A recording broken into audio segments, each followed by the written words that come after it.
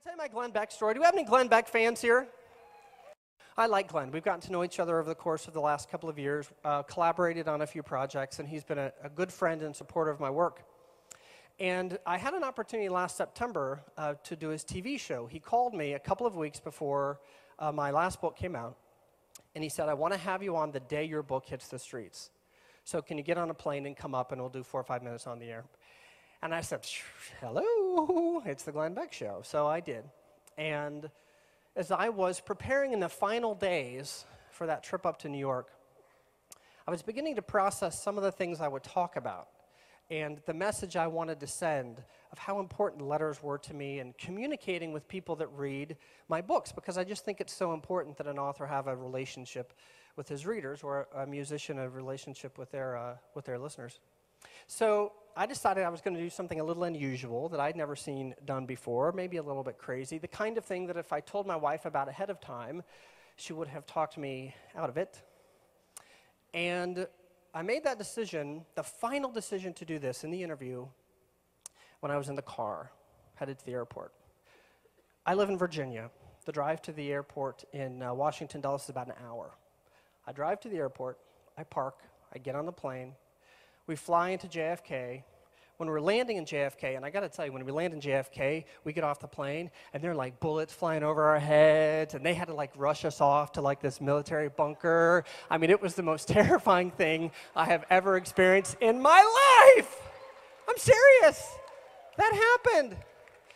If there's video suggesting otherwise, I'm in a lot of trouble. It wasn't that bad, but it was New York. A car picks me up at JFK, drives me down to the studio at the Time Warner building, right near the Temple in Manhattan. And in the car, I think to myself, you better warn your wife. At least give her a sense that when she sees the interview later tonight, she is going to be a little startled. So I sent an email from my You Complete Me phone. And I say, Dear Cody, I have a plan. Please don't leave me. Please don't lock the doors. I will explain it all when I get home, but I want you to know that this is premeditated. I've not pulled this out of my ear at the last minute. And I click on the send button. I get out of the car. I walk into the building. I go up. I do the interview.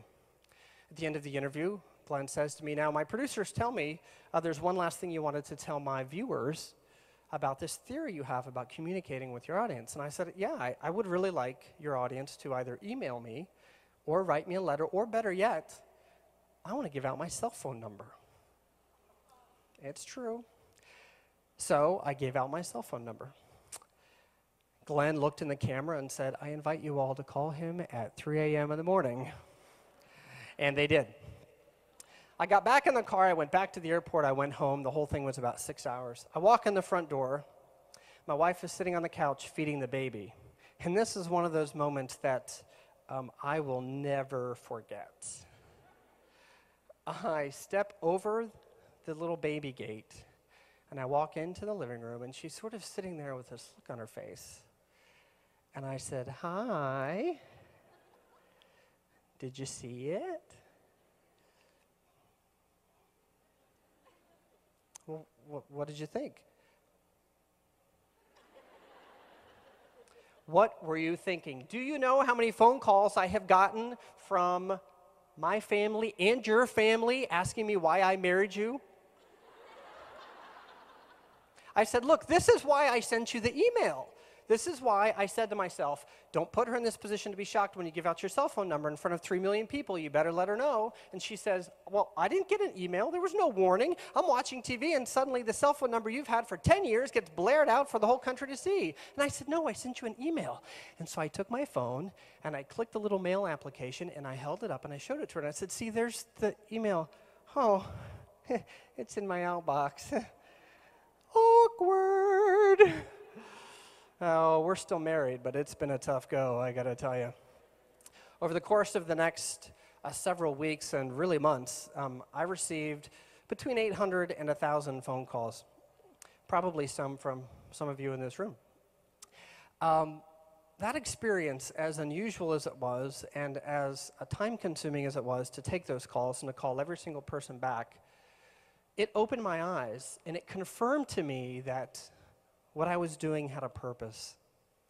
that this feeling inside me that we have let technology take over for the way our parents and our grandparents and our great-grandparents used to communicate, the way prophets of old communicated, the way our presidents have communicated, the way the founders of this country communicated, we have gotten away from that and let technology take over, and we have become prisoners.